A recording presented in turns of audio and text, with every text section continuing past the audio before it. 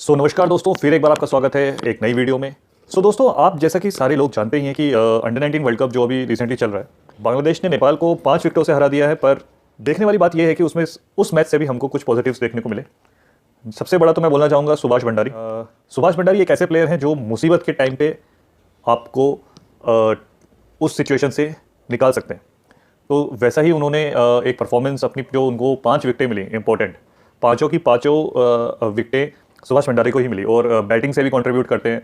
तो आने वाले टाइम पे आपको वो एक प्रॉमिसिंग ऑलराउंडर के रूप में डेवलप होते हुए दिख रहे हैं।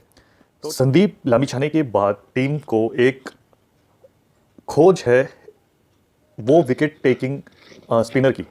उनकी कमी को पूरा करने के लिए हमको एक स्पिनर की ज़रूरत तो है ही टीम को। अब वो स्पिनर कौन बनेगा, सबसे बड़ा सवाल ये है। उनकी कमी को पूरा कौन करेगा? इतना इजी नहीं है संदीप का रिप्लेसमेंट ढूंढ पाना। अभी के सर्किट में बहुत ज़्यादा कंपटीशन है, उस लेवल का नहीं है संदीप को कम्पीट करने वाला जो उनको रिप्लेस कर दे। ऐसे स्पिनर्स तो अभी तक देखा नहीं गया है। बट हाँ, कुछ हद तक उनकी कमी पूरी कर सकने वाले कुछ एक बॉलर्स हमारे सामने आए हैं। मैं फास्ट बॉलर की बात नहीं कर रहा, स्पिनर्स की बात कर रहा हूँ। अंडर 19 में सुभाष भंडारी ने जो रेगुलरली परफॉर्मेंस दी है, और वो हाईएस्ट विकेट टेकर बॉलर भी बन चुके हैं नेपाल की तरफ से, और सेकंड हाईएस्ट रन गेटर भी बन चुके हैं। तो दोनों डिपार्टमेंट में उनका फोकस है। और आपको याद ही होगा, जो एकमात्र जीत हमें अफगानिस्तान के खिलाफ मिली है, तो उसमें जो प्रेशर सिचुएशन में जो लास्ट के रन्स बनाए, विनिंग रन्स बनाए, सुभाष भंडारी के बैट से निकले थे। देखिए, बांग्लादेश की टीम अभी रिसेंटली ही एशिया कप विनर रह चुकी है। एशिया कप में इंडिया, पाकिस्तान, इन सब से कम्पीट करके ऊपर आई है टीम, और उसके खिलाफ भी ऐसी परफॉर्मेंस देनी। तो नेपाल की तरफ से अपना जो 100% था, हमारे लड़कों ने वो 100% डिलीवर कराए। बट कुछ एक बात है कि गुलशन झा की परफॉर्मेंस फिर फ्लॉप रही है।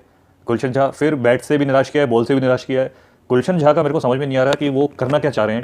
जब आपके ऊपर इतनी जिम्मेवारी दी है, आपको स्पेशली एक सीनियर प्लेयर के तौर पर आपको टीम में रखा गया था कि आप एक बैकबोन बनेंगे टीम की, और उसका सीधा ही उल्टा उनकी परफॉर्मेंस है।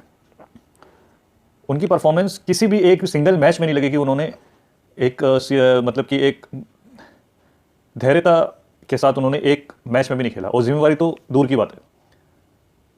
तो गुलशन झा का भी आगे का करियर थोड़ा अभी तलवार लटक सकती है उनके ऊपर भी। टीम मैनेजमेंट क्या देख रहा है, कैसे देख रहा है, इस पर भी उनको गौर करने की, उनको उस गेम सुधारने की, रन बनाने पड़ेंगे, तभी आप टीम में आ पाओगे एज ए ऑलराउंडर। वरना दूसरे प्लेयर्स भी तैयार हो रहे हैं, तो उनको भी टफ कॉम्पिटिशन देने के लिए। अभी पीएम कप का ही एग्जाम्पल देख लो आप। ऑलराउंडर, फास्ट बॉलिंग ऑलराउंडर देखोगे तो उनसे बढ़िया निकल के आ रहे हैं। राशिद खान का एग्जाम्पल लेता हूँ मैं, उन्होंने सेंचुरी भी लगाई और वो विकेट टेकिंग फास्ट बॉलर हैं। तो ऐसे बहुत सारे प्लेयर्स हैं जो पाइपलाइन में हैं, और गुलशन झा को आगे रिप्लेस करने का दम रखते हैं। तो गुलशन झा ना बॉलिंग के दम पर, ना बैटिंग के दम पर टीम में, उनको दोनों जगह से अपनी परफॉर्मेंस देनी पड़ेगी टीम में, अगर अपनी जगह पक्की रखनी है तो। अब वो, मुझे नहीं लगता गाइस कि अब मोंटी देसाई, वो जो हमारा एक ग्रुप चलता हुआ आया था, उसी ग्रुप को कंटिन्यू करेंगे, क्योंकि रेगुलरली परफॉर्मेंस वाइज देखा जाए तो परफॉर्मेंस जो हमारे पुराने प्लेयर्स थे उनकी गिर रही है परफॉर्मेंस। कुशल भुटेल को देख लीजिए पीएम कप के अंदर।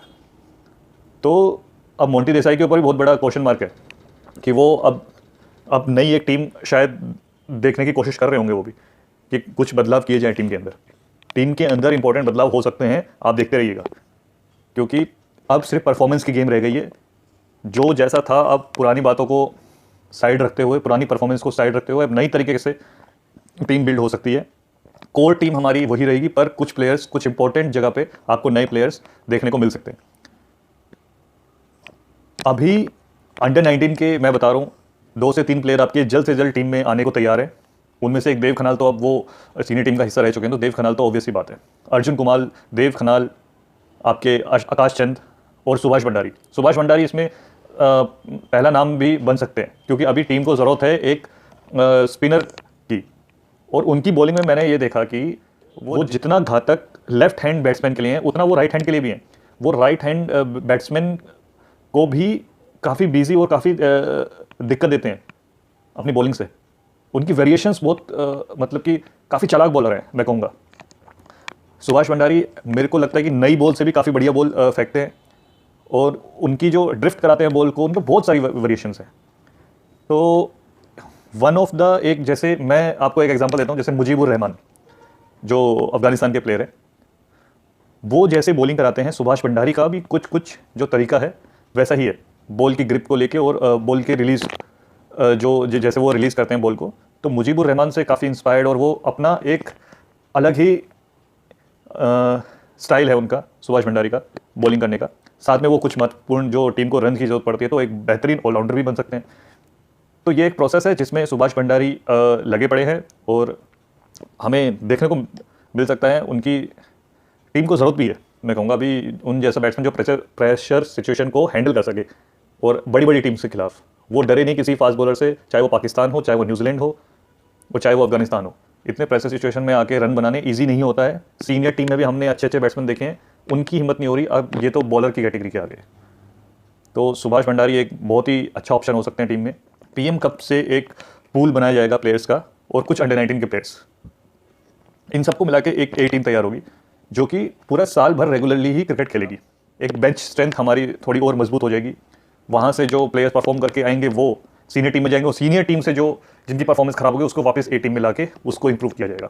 तो एक प्रोसेस है जो रेगुलरली ही अब देखने को मिलेगा हमें नेपाली टीम के अंदर। बहुत ही पॉजिटिव बात है ये, और आने वाले टाइम पे तो हमें इसका फ़ायदा थोड़ा टाइम लगेगा देखने को, पर हमें देखने को इसके पॉजिटिव साइंस मिलेंगे।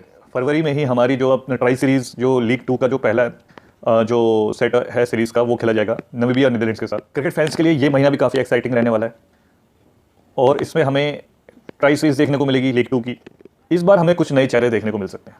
तो टीम अब काफ़ी कंपेटिटिव होगी, और बेंच स्ट्रेंथ अब कहने का मतलब ये है कि कोच के पास करीब 50 प्लेयर्स हैं चुनने को।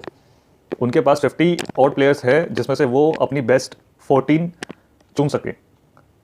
तो और हर पोजीशन पे कंपटीशन और बढ़ गया है।